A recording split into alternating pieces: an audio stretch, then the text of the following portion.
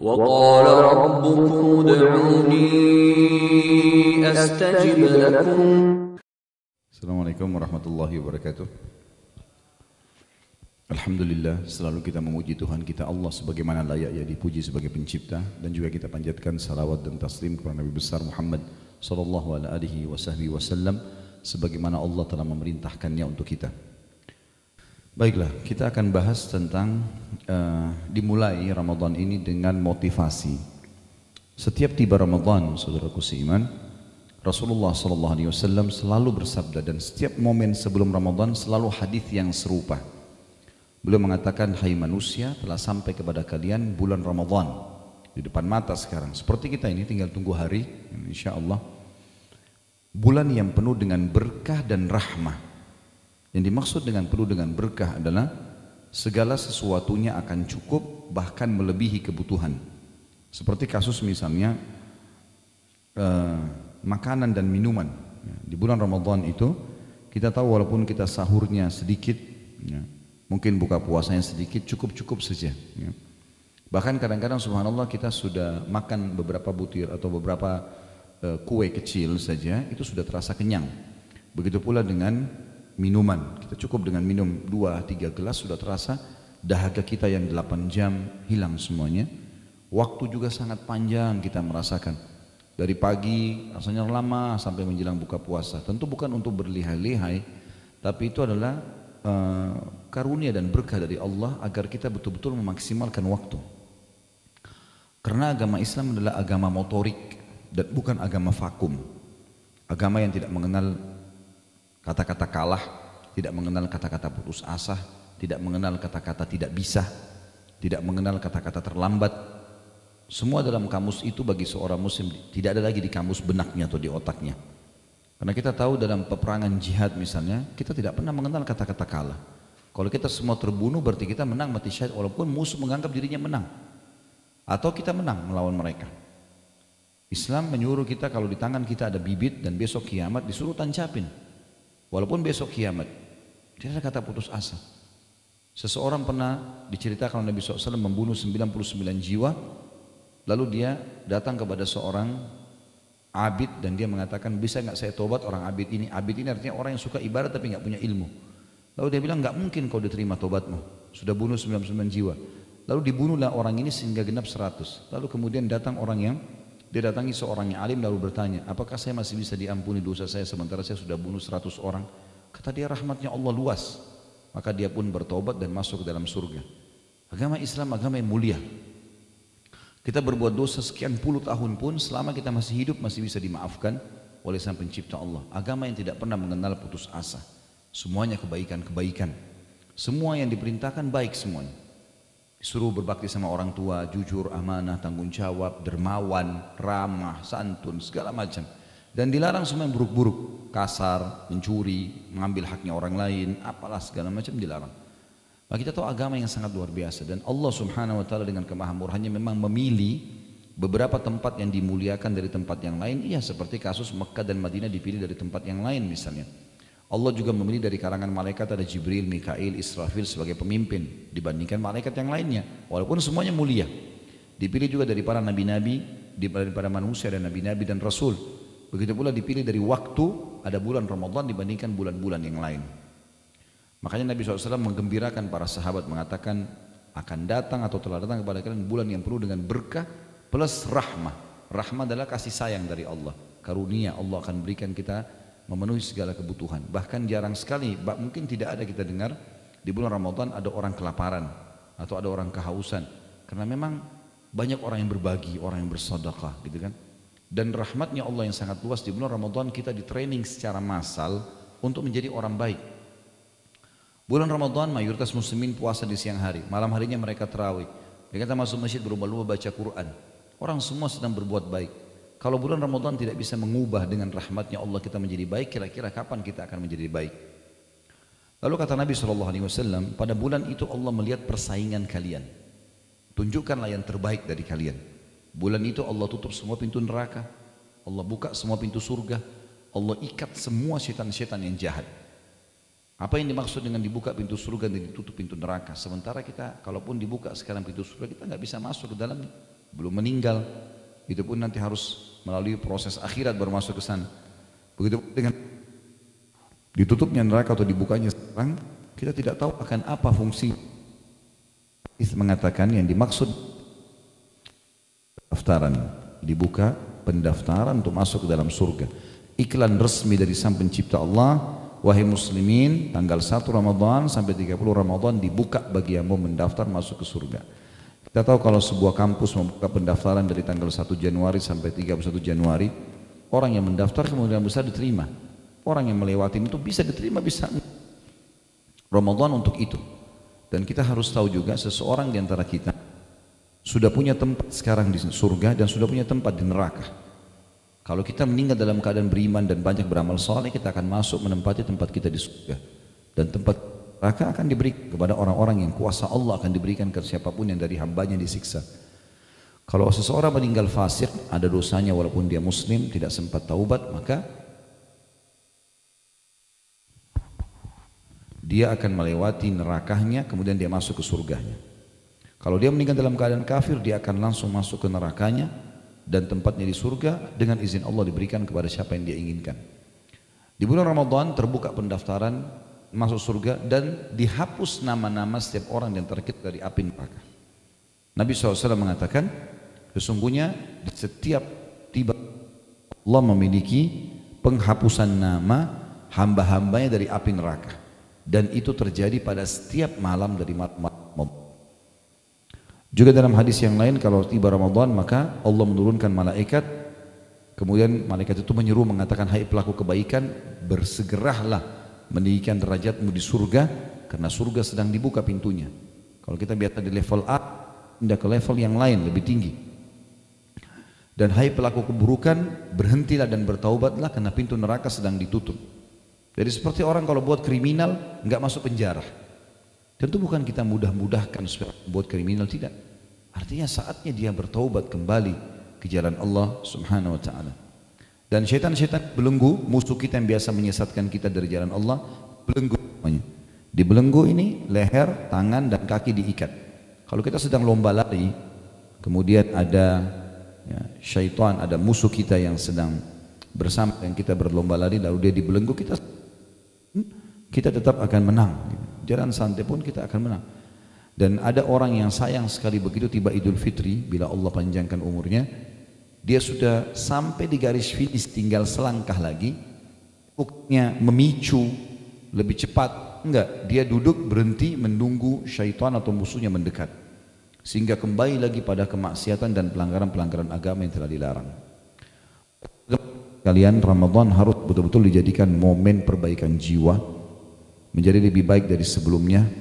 Dan ada di buku kita ini, kiat-kiat menghidupkan bulan Ramadan, ada dua bahasan. Bahasan yang pertama berhubungan dengan 10 jenis amal soleh yang sangat ditekankan. Kemudian juga ada tuntunan praktis puasa Nabi Muhammad SAW. Sebagaimana kalau Bapak Ibu lihat daftar isinya ada itu ya. Setelah muqaddimah ada amal-amal saleh bulan Ramadan 10 poin. Kemudian ada yang sebelahnya tuntunan praktis puasa Nabi SAW, dari definisi puasa, hukum-hukum puasa, keutamaan puasa dan seterusnya, sampai hukum-hukum puasa bagi wanita.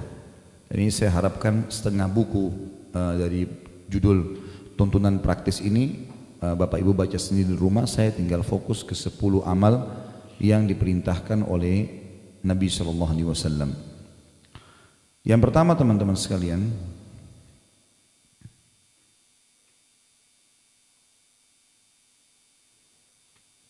kita akan lihat dulu dari halaman 2 ya. Bagaimana menyambut kedatangan bulan Ramadan. Allah SWT berfirman dalam surah Al-Baqarah ayat 185. A'udzu billahi minasyaitonir rajim. Syahrul Ramadan alladzi unzila fihi al-Qur'anu hudan lin-nasi wa bayyinatin minal huda wal furqan. Al-ayah. Beberapa hari yang ditentukan itu ialah bulan Ramadan, bulan di dalamnya diturunkan permulaan pertama sekali turun Al-Quran sebagai petunjuk bagi manusia dan penjelasan-penjelasan mengenai petunjuk itu serta pembeda antara hak yang batil dan yang batil. Saudaraku yang mulia, kata penulis, Allah Ta'ala mengistimewakan bulan Ramadan dari bulan-bulan lainnya dengan berbagai keistimewaan dan keutamaan. Di antaranya bau mulut orang yang berpuasa lebih harum di sisi Allah daripada aroma kasturi. Nanti kita baca hadis ini ya. Para malaikat memohonkan ampunan bagi orang-orang yang puasa hingga berbuka puasa, Setiap hari Ramadan, bulan Ramadan, Allah SWT menghiasi surganya seraya berkata, hampir tiba saatnya para hamba-hambaku yang saleh melepaskan segala beban dan gangguan serta menuju kepada engkau hai surga. Para syaitan dibelenggu, pintu-pintu surga dibuka dan pintu neraka ditutup. Di dalamnya terdapat malam Lailatul Qadar, malam lebih baik daripada 1000 bulan. Akan diberi pengampunan bagi orang yang berpuasa pada malam terakhir bulan-bulan Ramadan. Kemudian Allah SWT membebaskan hamba-hamba dari neraka pada setiap malam dari bulan Ramadan. Ini garis besarnya tentunya. Saya langsung masuk ke poinnya. Kita masuk ke halaman 5, amal-amal saleh di bulan Ramadan. Yang pertama, bulan Ramadan dikenal juga dengan bulan puasa, ibadah puasa. Ibadah puasa saudara seiman adalah ibadah yang paling besar pahalanya dan tidak ada yang bisa menyainginya. Ibadah apapun selain daripada puasa. Sesuai dengan hadis Rasulullah SAW dalam hadis yang sahih diriwayatkan oleh Imam Bukhari Muslim, kullu amal ibni Adam lahu al-hasanatu bi asyri amthaliha ila 700 di'fin. Yaqulullahu azza wa jal illa as-siyama fa innahu li wa ana ajzi bih. Taraka syahwatahu wa ta'amahu wa syarabahu min ajli lis-saimi farhatan, farhatun 'inda fitrih wa farhatun 'inda liqa'i rabbih. Wa la khalufu famis saimi atyabu indallahi min rihil misk. Seluruh amal ibadah Bani Adam adalah miliknya dan setiap kebaikan akan dibalas 10 kali lipat hingga 700 kali lipat. Artinya sholat, zakat, haji, bakti sama orang tua, itu kadar pahalanya bisa 10 sampai 700 kali lipat tergantung kadar keikhlasan seseorang. Kecuali kata Allah SWT, kecuali ibadah puasa, sesungguhnya ia adalah milikku dan aku akan langsung membalasnya. Sebabnya pahala lebih besar puasa lebih besar pahalanya karena seseorang yang berpuasa telah menahan diri dari syahwat makanan dan minuman karena aku, kata Allah, karena aku semata. Ada 2 kegembiraan bagi orang yang sedang berpuasa. Kegembiraan saat ia berbuka. Kata ulama hadits ada 3 maknanya ini. Yang pertama, gembira karena dia berhasil menghilangkan rasa hausnya yang sudah dia tahan dan laparan dari pagi hari. Kegembiraan yang lebih tinggi daripada itu adalah berhasilnya dia mengalahkan syaitan. Karena dari sebelum sahur syaitan goda dia supaya tidak puasa, tapi dia terus bertahan sampai azan maghrib, maka dia gembira karena dia berhasil menang. Dan yang ketiga adalah kegembiraan dia karena dia bisa mendapatkan pahala berlipat-lipat pada saat berbuka dengan cara membuka puasakan orang lain juga. Nanti akan kita bahas poin yang ketiga ini. Dan yang kedua adalah kegembiraan tak kala bertemu dengan Allah karena masuk ke dalam surga. Dan sungguh bau mulut orang yang berpuasa lebih harum di sisi Allah daripada aroma minyak kasturi. Kata para ulama hadis maksudnya adalah ahli surga nanti dari orang yang suka puasa, kalau dia ngomong maka bau kasturi yang keluar. Dan ini minyak yang sangat wangi dan mahal. Sekarang pun ada tentunya dijual dengan nama kasturi, tapi bukan kasturi itu yang dimaksud. Karena kasturi di surga nanti beda. Semua yang disebutkan dalam Al-Quran yang mirip namanya dengan nama-nama dunia, seperti misalnya disebutkan buah delima, buah kurma, ya, anggur dalam Al-Quran, pisang, itu cuma sama namanya dengan dunia, tapi beda bentuk dan rasanya. Sebagaimana contoh misalnya hadis Nabi SAW yang berbunyi, buah kurmanya surga, satunya besarnya seperti nampan, tempayan, tempat makanan yang besar, ya. Itu besar sekali dan lebih lembut daripada buih, lebih manis daripada madu. Jadi hanya sama namanya tapi beda bentuk dan rasanya. Begitu pula dengan masalah ini. Ya, sebagaimana kita tahu juga lukanya orang yang mati syahid lebih wangi dari bau kasturi, gitu kan? Semua itu menandakan memang lebih wangi. Cuman istilah nama sama tapi di akhirat jauh lebih baik. Hadis selanjutnya adalah hadis Bukhari Muslim dan ini penting sekali, 2 syarat mutlak. Digaris bawahi kalau yang punya pena. Sabda Nabi SAW, man shama ramadhana imanan, ini imanan garis bawahi, wahtisaba, ini juga digaris bawahi. Ghufira lahu ma taqaddama min dzambi. Barang siapa yang berpuasa karena keimanan, jadi bukan puasa karena semua teman-teman kita puasa, karena lingkungan kita puasa, karena pasangan kita puasa, karena enggak enak sama orang, enggak. Orang seluruh dunia tidak puasa pun kita tetap puasa sendiri. Keimanan antara kita dengan Sang Pencipta Allah. Yang kedua, dan semata mengharap pahalanya, ihtisab, mengejar pahala-pahala itu. Niscaya diampuni dosanya yang telah lalu, dibersihkan semua. Kata penulis, tentu saja pahala yang besar ini tidak diberikan kepada orang yang menahan diri dari makan dan minum saja, namun diperuntukkan bagi orang yang benar-benar mengaplikasikan nilai-nilai puasa. Kalau dia cuma tahan lapar, tahan haus, tapi dosa setiap hari dikerjakan, maka juga puasanya tidak diterima. Contoh misalnya orang tetap puasa tapi tetap dusta. Hadis Nabi SAW riwayat Bukhari berbunyi, "Man lam yadha' qaula az-zuri wal 'amala bihi falaysa lillahi hajatan fi an yadha'a ta'amahu wa syarabah." Barang siapa yang tidak menahan diri dari ucapan dusta dan perbuatan dusta, maka sedikit pun Allah tidak sudi menerima puasanya meskipun ia menahan diri dari makan dan minum. Juga dalam riwayat Rasulullah SAW bersabda, riwayat yang lain, hadis riwayat Imam Bukhari Muslim, "As-sawmu junnah, fa idza kana yawma shawmi ahadikum fala yarfuth wa la yafsuq wa la yajhal." Tolong 3 kalimat ini digaris bawahi ya. Fala yarfuth, kata-kata yarfuth, wa la yafsuq, ini juga digaris bawahi, wa la yajhal. 3 ini nanti saya terjemahkan. Fa in sabahu ahadun falyakul inni imru'un sha'im. Ibadah puasa laksana perisai. Di dalam riwayat yang dikatakan seperti perisai seseorang di antara kalian menangkis serangan musuh. Maksudnya perisai dari api neraka. Kalau ada orang yang mau jadikan puasanya sebagai perisai dari api neraka, dia nggak masuk neraka karena puasa, maka jika dia puasa, janganlah dia berbuat yang senonoh, yang tidak senonoh. Ya. Sini terjemahnya masih global kalau tidak senonoh, tapi makna rafath ya, adalah mengucapkan kalimat syahwat kepada selain pasangan halal. Sayang, cinta, rindu, apalah kekasih, ini semua hanya boleh pada istri atau suami. Suami istri pun boleh mengucapkan, tapi hubungan biologisnya nggak boleh. Tapi ini kalau umum nggak boleh. Siapa yang mau selamat dari api neraka dengan puasanya, jangan rafath, jangan fusuk. Di sini diterjemahkan berbuat jahat, tapi sebenarnya terjemahannya bukan berbuat jahat. Fusuk itu adalah menyentuh secara fisik, kayak pegang, cium, peluk, ya, yang bukan dengan pasangan halal. Kemudian yajhal, di sini ditulis berbuat jahil, sebenarnya maknanya adalah buat sia-sia. Ya, seperti banyak orang yang saya pernah kasih contoh, Ramadan habis waktunya semua di mall. Mall baru buka jam 10 pagi dia nomor 1 antri. Ya. Kemudian muter-muter sampai buka puasa. Ya. Enggak juga belanja, enggak juga buat apa-apa. Kenapa? Tunggu buka puasa. Kenapa ini sia-sia? Ya. Ada orang yang puasanya diisi hanya dengan tidur. Puasa cuma 1 jam. Dari pagi sampai menjelang jam 5 sore baru bangun. Baru mandi siap buka puasa. Ya. Ada orang juga yang habisin waktu main gaple, buang waktu, omong kosong, semua tidak ada manfaatnya buat dia. Kenapa enggak majelis ilmu? Kenapa enggak apalah baca Quran? Atau mungkin kembangkan usaha, sesuatu mencari nafkah yang halal, boleh, yang baik-baik semuanya. Lalu kata Nabi SAW, jika ada yang memaki dirinya, ya, atau misalnya mengajaknya bertengkar, maka dia harus berkata, saya sedang berpuasa. Apa maknanya? Tentu teman-teman sekalian, dalam Islam termasuk kehormatan diri kita, kita enggak berkelahi sama orang. Jadi kalau mau tunjukkan kekuatan nanti di kancah peperangan, jihad ada. Tapi sama istri, sama suami, sama anak, sama teman, bukan tempatnya berkelahi ini. Gitu. Kalau ada orang yang ajak bertengkar, maka tinggalkan saja, biarin dia bertengkar sama tembok. Ya. Enggak perlu kita layani. Udah enggak pernah ada gunanya. Gitu. Buang-buang energi untuk apa gitu. Dan Ramadan bulan pelatihan untuk itu. Membiasakan diri untuk tidak bertengkar. Makanya kata Nabi SAW, kalau dia dicaci, dia bertengkar, maaf, saya lagi ikuti program puasa. Nggak boleh, puasa melarang saya untuk itu. Dilatih sebulan agar terbiasa mengontrol emosi setelah Ramadan. Karena penyebab penyakit keras, ini penyakit yang masalah stroke, darah tinggi segala macam karena emosional. Ya. Maka dikontrol dengan puasa Ramadan. Ya. Itu maksudnya di sini.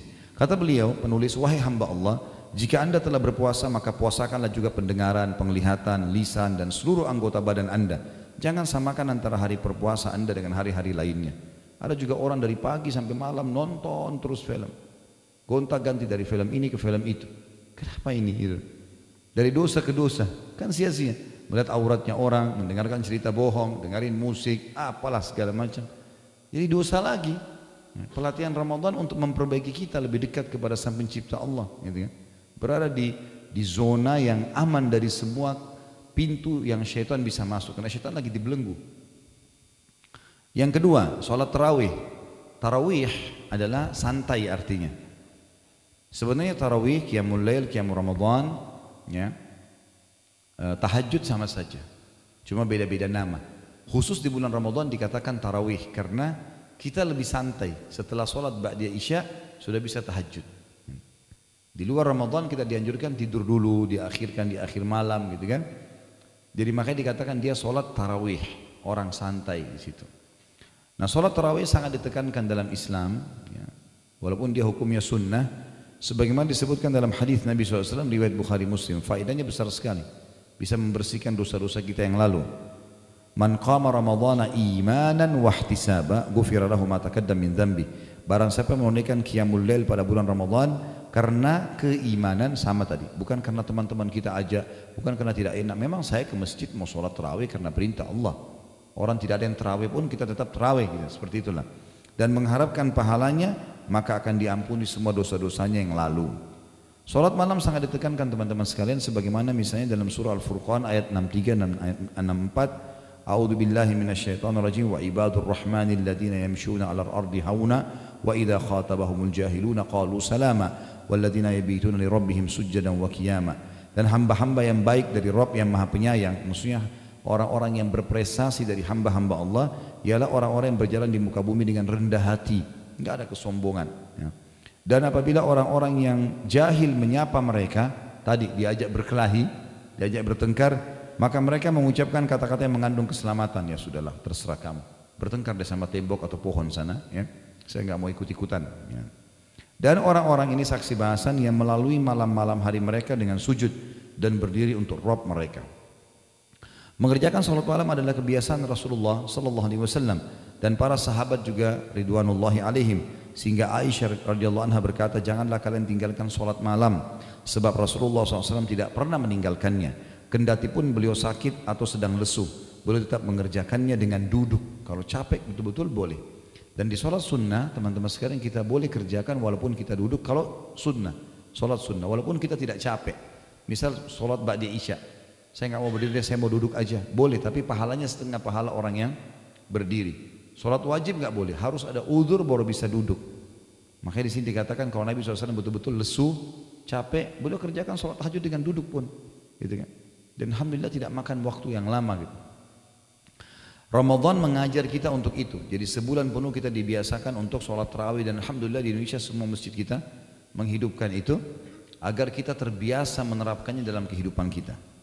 Umar bin Khattab radhiyallahu anhu biasa mengerjakan sholat malam. Bila tiba di pertengahan malam, beliau segera membangunkan keluarganya untuk sholat. Beliau sambil berseru, sholat, sholat, seraya membaca firman Allah dalam surah Thaha ayat 132. A'udzu billahi minasyaitonir rajim wa'mur ahlaka bis-shalati wastabir 'alaiha la nas'aluka rizqa nahnu narzuquk wal aqibatu littaqwa. Dan suruhlah keluargamu mendirikan salat dan bersabarlah kamu dalam mengerjakannya. Kami tidak pernah meminta rezeki kepada kalian, kamilah yang memberi rezeki kepada kalian, dan akibat yang baik itu adalah bagi orang-orang yang bertakwa. Ibnu Umar radhiyallahu anhu pernah membaca firman Allah dalam surah Az-Zumar ayat 9. A'udzu billahi minasyaitonir rajim amman huwa qanitun ana al-laili sajidan wa qa'iman yahdharul akhirata wa yarju rahmat rabbih. Apakah kamu wahai orang-orang musyrik di Mekah lebih beruntung ataukah orang-orang yang beribadah di waktu-waktu malam dengan sujud dan berdiri sedangkan ia takut kepada azab akhirat dan mengharapkan rahmat Rabbnya? Ibnu Umar berkata, orang yang dimaksud dalam ayat ini adalah Utsman bin Affan radhiyallahu anhu. Ibnu Abi Hatim berkata, Ibnu Umar radhiyallahu anhu mengatakan hal itu karena banyaknya sholat malam dan tilawah yang dilakukan oleh Amirul Mukminin Utsman bin Affan hingga, perhatikan kalimat ini ya, terkadang beliau membaca seluruh Al-Quran dalam satu rakaat. Dalam riwayat lain dikatakan Utsman bin Affan baca 30 juz di rakaat terakhir witir, yang biasa Bapak Ibu baca Qul Huwallahu Ahad itu. Nah itu Utsman bin Affan baca 30 juz ya.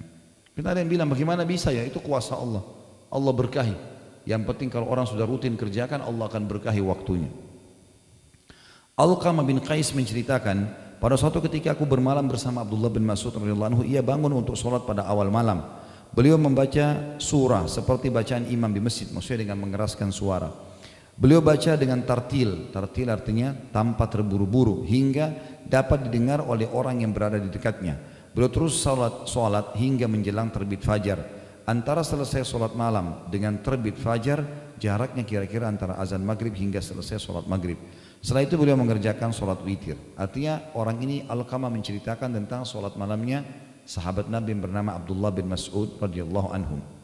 Di dalam riwayat lain As-Sa'ib bin Zaid disebutkan bahwa ia berkata, pada saat itu imam membaca beratus-ratus ayat di sholat malam, dia ikut berjamaah, sehingga kami bersandar dengan tongkat karena lamanya berdiri. Lalu ia berkata, kami baru selesai saat menjelang fajar datang. Catatannya di sini, wahai saudaraku kata beliau, sebaiknya pada saat engkau sholat tarawih, engkau menyempurnakan sholat tarawih bersama imam, agar engkau termasuk orang-orang yang menghidupkan Ramadan dengan semalam suntuk sholat malam. Sebagaimana sabda Nabi SAW riwayat Abu Dawud, Tirmidzi, Nasai dan Ibnu Majah, man qama ma'imamihi hatta yansarifa kutiba lahu qiyamul lailah. Barang siapa yang sholat tarawih bersama imam hingga selesai, maka akan dituliskan baginya pahala sholat semalam suntuk. Dibayangkan kalau kita habis sholat isya, kita sholat 2 rakaat nih, qiyamul lail, salam, sholat lagi, salam, sampai subuh. Itu berat sekali. Tapi bisa kita dapatkan dengan cara sholat berjamaah tarawih bersama imam di masjid, laki-laki atau perempuan, gitu kan? Sama saja perintahnya. Kemudian imamnya bubar, maksudnya sampai selesai sholat witirnya, maka dicatat bagi kita semalam suntuk sholat. Makanya saya sarankan teman-teman sekalian kalau mau sholat 8 rakaat atau 11 rakaat, sholat di masjid yang 11 rakaat supaya kita bubar bersama imam, gitu kan? Kayak kalau imamnya selesai salam sudah bubar namanya, sholat witir. Kalau imamnya masih ngobrol nggak ada masalah, yang penting sudah selesai bubar sholatnya. Kalau kita mau sholat 23 cari masjid yang 23, gitu kan? Supaya lebih tepat mendapatkan pahala ini. Yang ketiga, sedekah.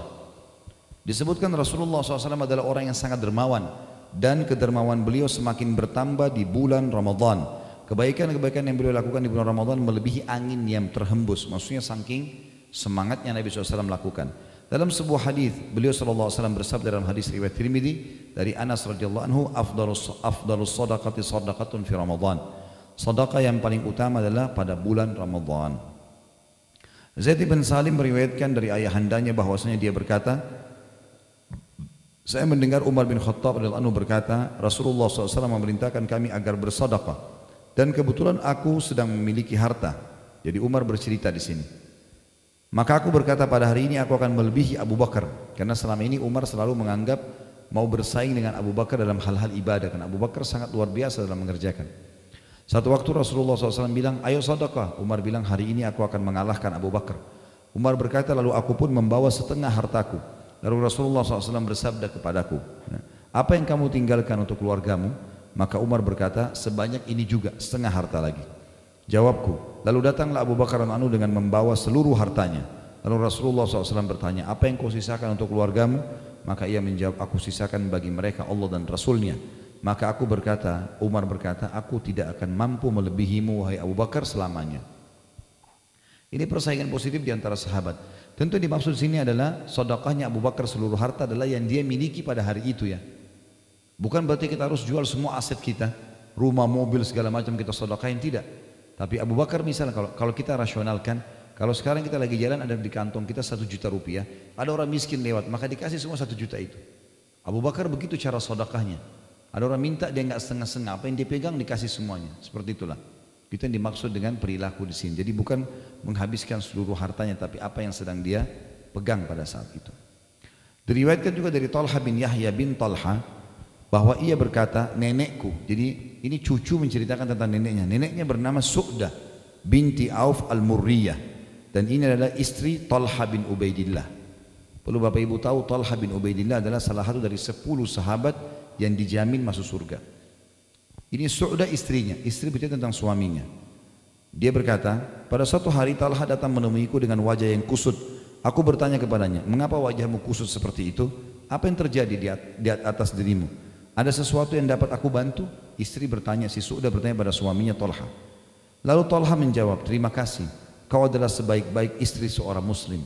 Dan ini pujian yang santun dari seorang suami kepada istrinya. Artinya kau sangat luar biasa selama menjadi istri, pantas menjadi istri seorang muslim karena patuh dan baik. Lalu kata istrinya, jika demikian apa yang terjadi atas dirimu? Apa yang saya bisa bantu? Lalu ia akhirnya berkata, harta yang kumiliki sudah terlalu banyak dan hal itu sangat menyusahkan diriku. Maka istrinya berkata, aku berkata padanya, jangan terlalu menyusahkan dirimu, bagikan saja harta itu. Saya mau tanya ibu-ibu di belakang, begini enggak sama suaminya? Kalau dia bilang saya ada keuntungan sekian, saya mau sedekahin, tunggu dulu, buat saya dulu, beli emas, beli ini, beli segala macam. Ini enggak, silakan sedekahin, habisin, jangan jadi beban, berikan orang miskin. Maka dia pun membagi-bagi harta itu hingga tidak tersisa sedirham pun. Talha bin Yahya, si cucu yang mendapat cerita dari neneknya ini, berkata, aku tanyakan kepada penjaga gudangnya Talha, berapa harta Talha pada saat itu? Maka dia katakan 400.000 dirham. Nah, ini ratusan juta rupiah. Gitu ya. Kata beliau, wahai saudaraku, banyak sekali keistimewaan dan kekhususan bersedekah pada bulan Ramadan. Maka hendaknya engkau bersegera mengerjakannya. Keluarkanlah dengan segera sedekahmu sesuai dengan keluasan rezeki yang ada padamu. Ada beberapa bentuk sedekah di bulan Ramadan yang bisa dilakukan. Yang pertama, memberi makan orang. Jadi seperti contoh saya kasih contoh saya. Misalnya ada keluarga miskin di dekat rumah kita tahu dia misalnya ada 5 per keluarga, 10 keluarga. Maka kita siapin sebelum Ramadan kebutuhan dia sebulan. Misal berasnya, gulanya, tehnya, dia pakai sahur, dia pakai buka puasa segala macam. Itu yang dimaksud di sini, memberi makan. Ya. Sesuai dengan firman Allah Subhanahu Wa Taala yang berbunyi dalam surah Al-Insan ayat 8 sampai ayat 12. Wa yut'imuna at-ta'ama ala hubbihi miskinan wa yatima wa asira innama nut'imukum liwajhillahi la nuridu minkum jazaa'an wala syukura inna nakhafu min rabbina yawman abusan qamtarira. ووقاهم الله شر ذلك اليوم ولقاهم نضرة وسرورا وجزاهم بما صبروا جنة وحريرا. Dan mereka memberikan makanan yang disukainya kepada orang miskin, anak-anak yatim dan orang-orang yang ditawan. Tawanan perang juga disuruh kasih makan. Sesungguhnya kami memberi makan kepada kalian hanyalah untuk mengharapkan keridhaan Allah. Kami tidak menghendaki balasan dari kalian. Ini sifat sedekah yang diterima sama Allah, tidak berharap balasan yang setimpal dari orang itu. Dan juga kami tidak pernah, tidak pula berharap ucapan terima kasih. Tidak usah, kalau dia tidak mau terima kasih urusan dia. Gak perlu kita bilang, masa sudah saya kasih gak terima kasih. Gak ada urusan antara kita sama Allah. Dia menerima harta itu tapi kita mendapatkan ridhonya Allah. Sesungguhnya kami takut akan azab Rabb kami. Kami sedekah gara-gara kami takut disiksa sama Allah pada suatu hari yang di hari itu orang-orang bermuka masam penuh kesulitan. Maka Rabb mereka memelihara mereka dari kesusahan hari itu karena sedekahnya maksudnya, dan memberikan kepada mereka kejernihan wajah dan kegembiraan hati, dan dia memberi balasan kepada mereka karena kesabaran mereka dengan surga dan pakaian sutra. Para salafus saleh senantiasa berlomba-lomba dalam memberi makan dan mereka lebih mengutamakannya dari ibadah-ibadah lainnya, baik dengan memberi makan yang lapar ataupun memberi makan seorang saudara yang saleh. Tidak disyaratkan yang diberi makan harus seorang yang fakir. Orang kaya juga boleh. Kita buka puasakan kerabat kita, kita berikan kepada orang tua kita yang kaya, nggak ada urusannya sama sekali. Intinya kita memberi makan orang. Dalam sebuah hadis Rasulullah SAW bersabda dalam hadis riwayat Tirmidzi dengan sanad hasan. Ayyuma mu'minin at'ama mu'minan ala ju'in at'amahu Allahu min thimaril jannah wa man saqa mu'minan ala dhama'in saqahu Allah minar rahiqil makhtum. Siapa saja di antara orang mukmin yang memberi makan saudaranya sesama mukmin yang lapar, niscaya Allah akan memberinya buah-buahan surga. Siapa saja di antara orang mukmin yang memberi minum saudaranya sesama mukmin yang dahaga, niscaya Allah akan memberinya minuman rahiqil makhtum. Ini adalah minuman di surga. Sebagian salah berkata, mengundang makan 10 orang dari sahabat-sahabatku dengan makanan yang mereka gemari lebih aku sukai daripada membebaskan 10 orang budak dari keturunan Nabi Ismail. Sebagian besar kaum salaf mengutamakan menyediakan buka bagi orang yang berpuasa padahal mereka sendiri juga sedang berpuasa. Di antaranya adalah Abdullah bin Umar radhiyallahu anhuma, Daud At-Tai, Malik bin Dinar, Ahmad bin Hanbal dan lainnya. Bahkan Abdullah bin Umar selalu membuka atau berbuka bersama anak-anak yatim dan fakir miskin. Kadang-kala beliau tidak berbuka karena mengetahui keluarganya menolak kedatangan mereka. Nah, artinya kadang-kadang ada Ibnu Umar datang ke rumah mereka, tapi mereka karena miskin mereka tidak ingin Ibnu Umar masuk, maka Ibnu Umar terlambat buka puasa gara-gara itu, saking inginnya berbuka puasa atau memberikan buka puasa kepada orang-orang yang susah. Banyak di antara kaum salaf yang menyediakan makanan bagi teman-temannya padahal ia telah tengah berpuasa. Bahkan ia melayani teman-temannya dengan baik. Di antaranya adalah Hasan Basri dan Ibnu Mubarak rahimahumullah. Abdullah bin Mubarak ini pernah di hari Senin dia lagi puasa, rupanya ada teman-temannya pada datang gitu kan. Dia tahu dia puasa, lalu dia suruh istrinya siapin makan. Terus sudah siap makan, tamu nggak ada yang mau mulai makan. Karena mereka tunggu tuan rumahnya. Lalu dia datang, dia duduk dan dia mengatakan Bismillah. Dia ambil ya sedikit dengan telapak tangannya, lalu kemudian dengan genggamannya lalu dimasukkan ke mulutnya. Setelah itu dia mengatakan ayo makan sambil berdiri. Dia mutar-mutarin tamunya. Tamunya pikir dia tidak puasa, maka mereka makan semua. Dia pergi ke belakang rumah lalu dibuang dari mulutnya. Tetap dilanjutkan puasanya. Jadi saking luar biasa mereka melayani tamunya dan memberi makan. Abu Siwar al-Adawi berkata, dahulu ada serombongan orang dari Bani Adi Ya, Bani Adi salah satu suku Arab yang biasa sholat di masjid ini. Tidak seorang pun di antara mereka yang berbuka puasa sendiri. Ia selalu mencari orang yang bersedia berbuka dengannya.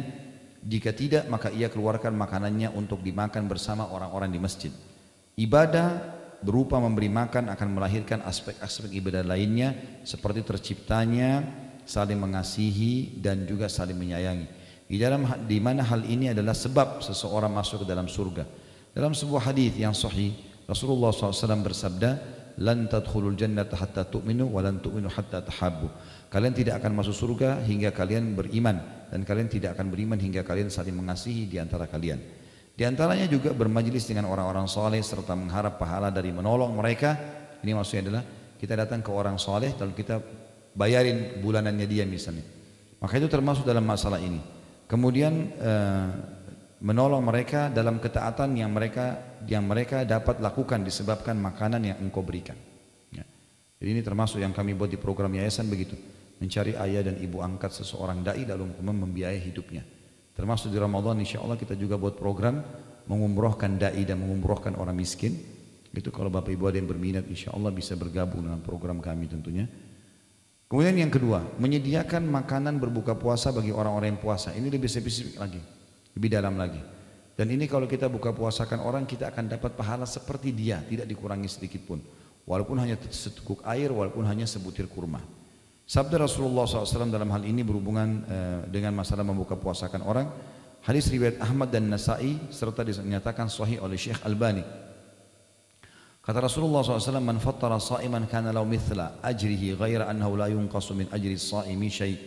Barang siapa yang menyediakan makanan berbuka puasa bagi orang yang berpuasa, niscaya ia mendapatkan pahala seperti orang yang berpuasa tanpa mengurangi pahala orang yang berpuasa itu sedikit pun. Salman Al-Farisi radhiyallahu anhu menuturkan berkata, "Wa man fattara fihi sa'iman kana maghfiratan lidunubihi wa idkha raqabatihi minan nar kana lahu mithla ajrihi ghaira annahu la yunqasu min ajri as-sa'imi syai'." Barang siapa menyediakan makanan berbuka bagi orang-orang yang berpuasa, maka itu akan menjadi penghapus dosa-dosanya dan menjadi pembebas dirinya dari api neraka, dan ia akan mendapat pahala seperti orang yang berpuasa tanpa mengurangi pahala orang yang berpuasa itu sedikit pun. Saya punya pengalaman di Madinah waktu pertama saya datang di sana. Mungkin teman-teman yang sudah dengar ini alhamdulillah, kalau yang belum maka bisa dijadikan sebagai pelajaran. Saya kaget waktu itu awal Ramadan tahun 1990 di Madinah. Saya sama teman-teman orang Indonesia mahasiswa semuanya rame-rame pergi ke Masjid Nabawi.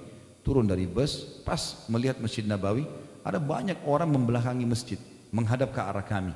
Tapi unik karena mereka sangat berdekatan, rapat sekali. Maka pada saat saya mendekat dengan masjid, saya bertanya-tanya, ini orang-orang siapa ini? Kenapa? Kemudian pada saat sudah dekat saya kaget. Memang kita nggak dikasih celah untuk jalan gitu. Tiba-tiba saya dipegang, dipeluk, teman-teman Indonesia juga ini dipeluk sama yang lainnya. Saya tidak kenal, saya tidak tahu lihat wajahnya, saya nggak kenal orang ini. Saya tahu jawabannya waktu dia bisikin kuping saya. Dia bilang, "Akhi, saudaraku, tolong buka puasa di tempat saya ya." Jadi dia mau dapat pahala membuka puasakan orang walaupun tidak dikenal. Jadi ternyata di dalam Masjid Nabawi itu, teman-teman umroh Ramadan, fenomena ini cuma bisa dilihat di Masjid Nabawi ya. Di Masjid Haram Mekah ada juga tapi tidak banyak. Orang-orang tidak terlalu semangat seperti di Madinah. Kalau Madinah betul-betul kita diperebutkan. Maka di dalam masjid itu ada sufro plastik ditaruh di kiri kanannya jek zam-zam, terus kurma ditaburin di situ. Ada kurma, ada pisang, ada yogurt, ada roti segala macam. Di dalam si ayah atau si kakak menyiapkan buka puasa, si anak atau si adik di luar cari mangsa ini. Nah, kalau kita bilang iya, tangan kita dipegang dibawa ke tempatnya dia. Dan yang kadang-kadang uniknya dia bilang, jangan pindah ke situ ya.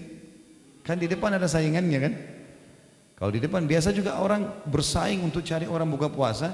Di sufrahnya dia taruh lebih banyak. Ada kasih apel, ada kasih macam-macam. Lebih enak orang pindah kadang-kadang ke sebelah. Dan dia bilang, besok sudah tahu tempat saya buka puasa ya, besok buka puasa sini lagi. Dan kita di luar, dia tidak akan lepas kita kecuali dia sudah punya mangsa lain. Itu luar biasa gitu. Coba bandingkan dengan kita di Indonesia. Sudah dapat giliran dari RT, ya, masih bertanya udah tiba gilirannya, sudah tiba giliran saya. Sebulan sekali kadang-kadang gitu kan. Mestinya semua masjid dekat rumah diblok itu. Ya. Buka puasain, misal contoh, air mineral ya, ini mungkin agak besar, ada yang gelas kan, 30.000 isinya 48 gelas, 30.000. Kalau dekat musola atau masjid dekat rumah kita, anggaplah ada 50 orang yang buka puasa. Kita butuh satu dus 48 misalnya. Maka kita genapin 50 gelas misalnya, 30-35 ribu. Saya yakin tidak akan lebih dari 40 ribu lah gitu kan. Itu kita kasih beli 30 dus. 30 ribu kali 30 dus. Kita sudah dapat pahala buka puasa diri kita sendiri hari itu plus 50 orang lain. Berarti 51 pahala buka puasa kali 1 bulan. Berapa banyak pahalanya? Gitu kan? Begitu pula kalau kita pegang masjid yang sampai ribuan orang buka puasa. Tergantung mau pahala berapa banyak silahkan. Ya, tinggal beli saja selesai. Apalagi sedekah diganti oleh Allah kembali. Kalau mau lebih besar pahalanya kurma. Nah emang kurma yang sunnah gitu kan. Air juga putih termasuk itu. Kami di yayasan buatin program 1 dus kurma isi 10 kilo. Kita buatin program sebar 1000 dus kurma di 1000 masjid misalnya. Nama istilah saja begitu tapi kami sebarin. Itu kita buatin program. Bapak Ibu bisa ambil idenya, bisa dikembangin. Mau ikut sama kami juga bisa. Ini kami bagiin. Pengalaman selama ini 1 dus kurma yang isi 10 kilo yang curahan itu lebih tepat kalau dibagikan ke masjid. Kalau kita ambil 3 butir per hari di masjid yang 50 orang, berarti 1 dus ini bisa dipakai untuk 1 minggu. Jadi untuk 50 orang per hari, kalau kita mendapat puasa mereka, kita cuma 4 dus kurma yang kotaknya isi 10 kilo itu. Dan seterusnya lah. Banyak sekali tempat-tempat kantong-kantong untuk membuka puasakan orang. Kalau di Jakarta ini sudah luar biasa lah pokoknya. Ya. Orang-orang banyak pulang kantor, kadang-kadang di pinggir jalan itu buka puasa. Kita bisa bagiin air, bagiin rumah, bagiin apa saja. Bisa saja ya. Dan itu semua adalah ajang-ajang pahala. Kemudian dalam para sahabat Nabi SAW berkata, wahai Rasulullah, tidak semua orang mampu menyediakan buka puasa orang yang berpuasa. Maka Rasulullah SAW bersabda di dalam hadis ya, yang diriwayatkan dalam hadis yang sahih ini ya. Di sini tidak disebutkan perawinya ya. Tetapi yang saya tahu hadis ini hadis sahih, kata Nabi SAW, yu'tillahu hadats thawab liman fattara sha'iman ala midhkati labanin aw tamratin aw syurbati ma'in wa man saqa sha'iman saqahu Allah min haudi syurbatan la yadma'u ba'daha hatta yadkhulal jannah. Pahala buka puasa itu Allah akan berikan bagi siapa saja yang menyediakan makanan bagi orang yang berbuka puasa meskipun hanya berupa susu tapi bercampur air, karena tidak adanya susunya maka dicampur air, atau sebutir kurma atau seteguk air. Barang siapa yang memberi seteguk air bagi orang yang berbuka, maka Allah akan memberinya minum seteguk air dari telagaku. Dia tidak akan dahaga selamanya hingga dia masuk ke dalam surga. Jadi ini kesempatan luar biasa. Ya, saya dulu waktu masih mahasiswa, kadang-kadang beasiswanya kita terima di akhir bulan. Tapi Ramadan, dari awal Ramadan sudah mulai ada buka puasa. Kalau lagi tidak ada duit untuk bawa buka puasa, maka saya bawa ke masjid, saya masuk ke masjid, duduk di tempat cek zam-zam itu saja. Jadi setiap kali dia mau taruh air untuk buka puasa, orang saya yang tuangin airnya. Bisa kita dapat pahala dengan itu. Sampai saya kadang-kadang ingatkan beberapa saudara kita yang tidak ada duitnya, bagaimana cara dapatkan buka puasa orang? Pergi ke masjid dekat rumah, bantu marbotnya nata, sudah dapat pahalanya. Kalau ada orang betul-betul malas, nggak mau, sudah tidak ada duitnya, tidak mau buka puasain orang, kemudian maunya dilayani, baiklah dia duduk di masjid, masih bisa dapat pahala kalau mau. Gampang, ambil air kita, tukar sama teman di sebelah. Ini buat kamu ya, ambil pahala saya, ambil air dia, saya dapat pahala kamu. Kan gampang. Ya? Dia dapat pahala kita, kita dapat pahala dia. Tidak ada modalnya nih. Kalau ini juga tidak mau, luar biasa. Tinggal butuh dicambuk saja. Ya. Karena pahalanya besar sekali, membuka puasakan orang, mestinya ya. Seperti itulah. Yang keempat, membaca Al-Quran dengan penuh kesungguhan. Ini tentunya teman-teman sekalian saya akan pilih poin-poin pentingnya karena menjelang asar ya. Banyak membaca Al-Quran. Bulan Ramadan adalah bulan Al-Quran. Kita semua dianjurkan agar memperbanyak membaca Al-Quran pada bulan ini. Di antara keadaan salafus saleh adalah selalu menyibukkan diri dengan hal-hal yang berkaitan dengan Al-Quran. Mulai dari membaca, mempelajari dan mentadabburi. Tadabburi artinya mengetahui kandungan hukum-hukumnya.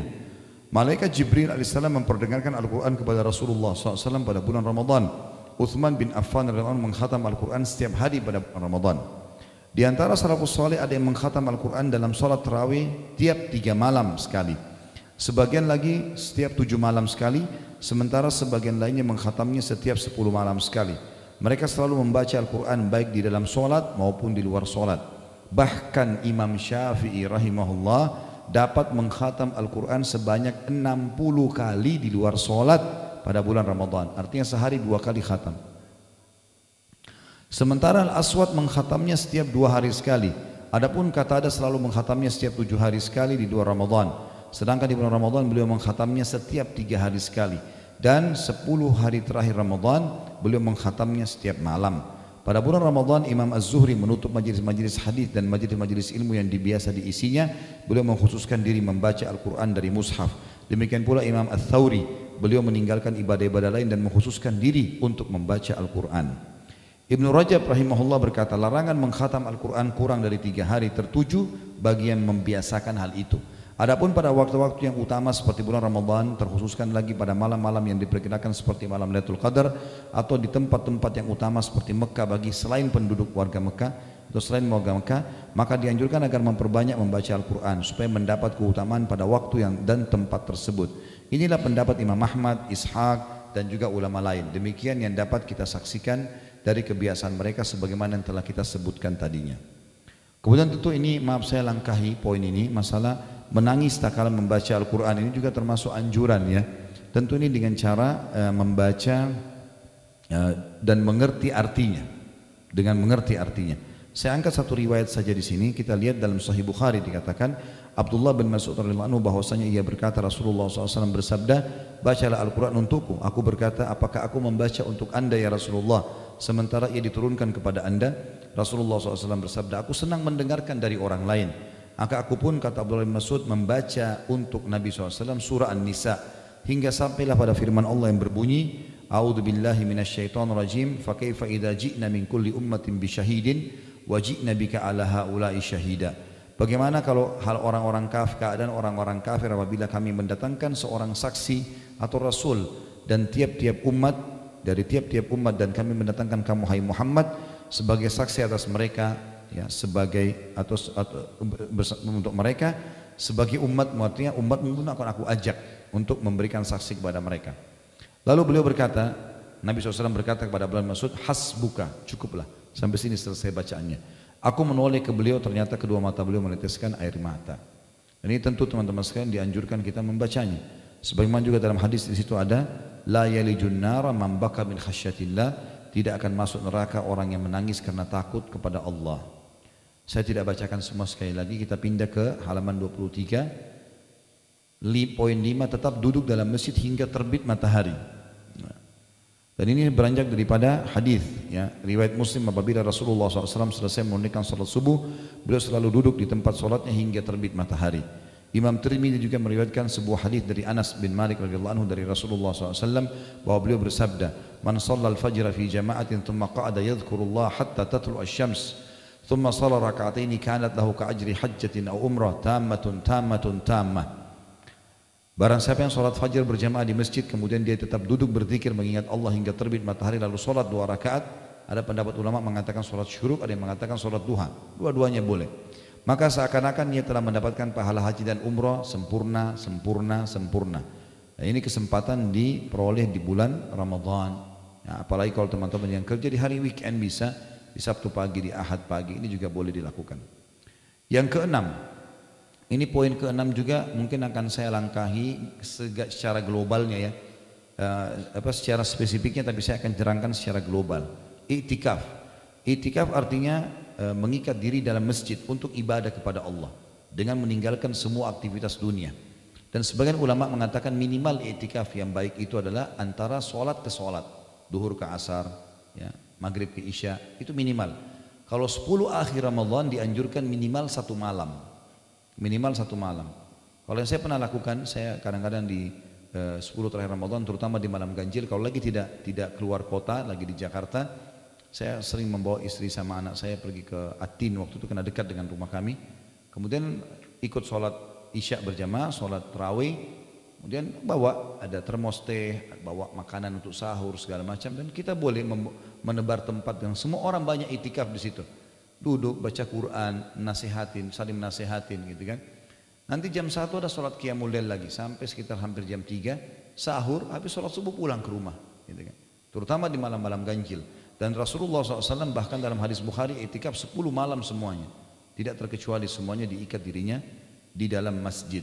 Tentu di sini teman-teman sekalian cukup panjang bahasanya, beberapa lembar ada definisi itikaf, ada hikmah disyariatkannya, ya. Kemudian juga ada di sini hukum itikaf itu sendiri, ada amalan-amalan sunnah bagi orang itikaf, ada perkara-perkara yang dibolehkan bagi orang yang itikaf, ya. Kemudian juga ada perkara-perkara yang dimakruhkan bagi orang itikaf, ada perkara-perkara yang membatalkan itikaf, waktu memasuki tempat untuk itikaf, dan beberapa catatan-catatan penting yang ditulis di sini. Namun saya sekali lagi tidak membaca semua ini karena yang penting tadi globalnya sudah saya jelaskan, ya. Nah, waktu kita ya sudah menjelang azan asar. Yang ketujuh, umroh di bulan Ramadan, dan ini sangat ditekankan. Saya sudah pernah jelaskan teman-teman sekalian, kalau ada rezeki jangan ditunda. Umroh dan haji ini kerjakan. Kata Nabi SAW, ya, umroh dan haji yang dikerjakan secara berkesinambungan akan menghilangkan kesusahan hidup dan kemiskinan sebagaimana api menghilangkan karat dari besi. Artinya sedekah yang kita keluarkan di umroh akan diganti oleh Allah. Itu poin. Jadi nggak usah khawatir berapapun jumlah yang kita keluarkan, akan diganti oleh Allah. Di bulan Ramadan secara khusus pahalanya ekstra, sama dengan pahala haji. Jadi 3 jam umrah itu sama dengan pahala 6 hari haji, gitu kan. 6 hari yang dipakai untuk haji, tanggal 8 sampai tanggal 13 Zulhijjah. Sesuai dengan hadis Nabi SAW riwayat Bukhari Muslim, umratu fi Ramadan ta'dilu hajjah. Pahala umrah di bulan Ramadan sama dengan ibadah haji. Dan kita tahu haji yang sahih, haji yang benar akan diampuni dosanya, ya, seperti baru dilahirkan oleh ibunya. Riwayat lain berbunyi hajjatan ma'i, sama dengan mengerjakan haji bersamaku, kata Nabi SAW. Yang kedelapan, mencari malam Lailatul Qadar, dan kita sudah tahu dalam surah Al-Qadr tentunya, ya, dia lebih baik daripada 1000 bulan, ya. Rasulullah SAW bersabda, yang sangat ditekankan di Lailatul Qadar ada 2, sholat tahajudnya dan membaca doa yang akan kita baca nanti sebentar lagi riwayatnya. Kalau tentang sholat malamnya, hadis Bukhari Muslim di halaman 35 di situ, Rasulullah SAW bersabda, man qama lailatul qadri imanan wa ihtisaba ghufira lahu ma taqaddama min dzambi. Barang siapa yang bangun di malam Lailatul Qadar karena keimanan dan mengharap pahala, maka dosa-dosanya yang lalu akan diampuni. Juga dalam Musnad Imam Ahmad, Rasulullah SAW bersabda, man qama ibtigha'aha thumma waqa'at lahu ghufira lahu ma taqaddama min dzambi wa ma ta'akhkhar. Siapa yang bangun untuk mengerjakan sholat malam karena betul-betul di Lailatul Qadar, ya, mencari pahalanya, maka akan diampuni dosa-dosanya yang telah lalu dan juga yang akan datang. Jadi ini intinya adalah amal yang pertama di Lailatul Qadar kita sholat malam. Yang kedua di halaman 37, pas di atas poin 9 itu ada riwayat, dan dalam kitab Sahih diriwayatkan dari Aisyah radhiyallahu anha, beliau berkata, ya Rasulullah, apa yang aku baca bila bertepatan pada malam itu? Maka Rasulullah SAW bersabda, bacalah, Allahumma innaka afuwun tuhibbul afwa fa'fu anni. Ya Allah, sungguhnya engkau maha memberi ampunan dan menyukai orang-orang yang memohon ampun, maka ampunilah aku. Lailatul Qadar poinnya adalah lebih baik daripada 1000 bulan atau 83 tahun plus 4 bulan. Belum tentu umur kita sepanjang itu. Jadi intinya kalau kita semua pasti akan lalu Lailatul Qadar, pasti. Karena malam itu kita lalui selama kita hidup, kan. Tapi siapa yang dapat taufik dari Allah untuk mengerjakan, makanya kita harus niat minta kepada Allah agar diberikan. Kalau kita sempat ucapkan subhanallah 1 kali saja pas Lailatul Qadar, maka lebih baik daripada 1000 bulan. Artinya seperti kita ucapkan itu 1000 bulan atau 83 tahun plus 4 bulan. Sedekah 10.000 rupiah sama sedekah selama berulang-ulang 1000 bulan. Begitu pula dengan sholatnya, begitu pula dengan apa saja ibadah yang kita kerjakan, seperti itulah pahalanya. Jadi sangat besar, luar biasa gitu. Sangat luar biasa besarnya. Yang ke-9 teman-teman sekalian adalah memperbanyak zikir, doa dan istighfar, dan ini sudah umum tentunya, ya. Artinya di bulan Ramadan kita maksimalkan ini, banyak istighfar, banyak berdoa kepada Allah SWT, ya. Banyak berzikir, zikir pagi sore yang maksudnya kita baca. Cuma yang saya ingin titik beratkan di sini bisa dilihat di halaman 38. Kata beliau di sini penulis, sebelum berpisah wahai saudaraku, setelah kita bertamasya di taman-taman surga di bawah naungan amal-amal soleh, ada sesuatu perkara penting yang ingin saya sampaikan. Tahukah kamu apa itu?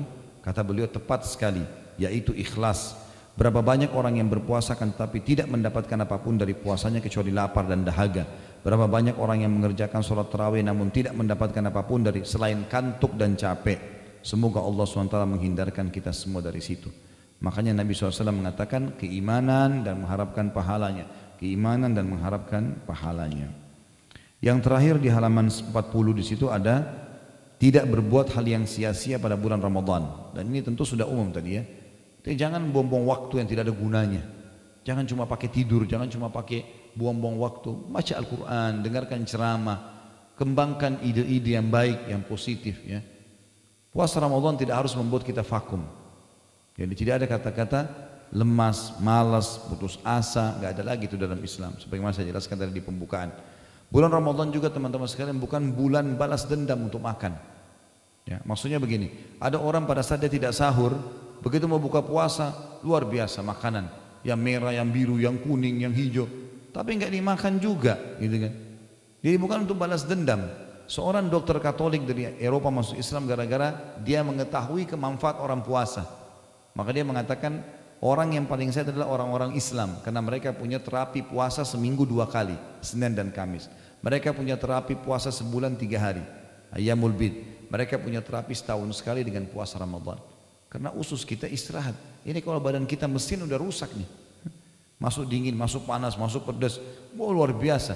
Ya, Allah suruh istirahatin supaya bisa dipakai lagi.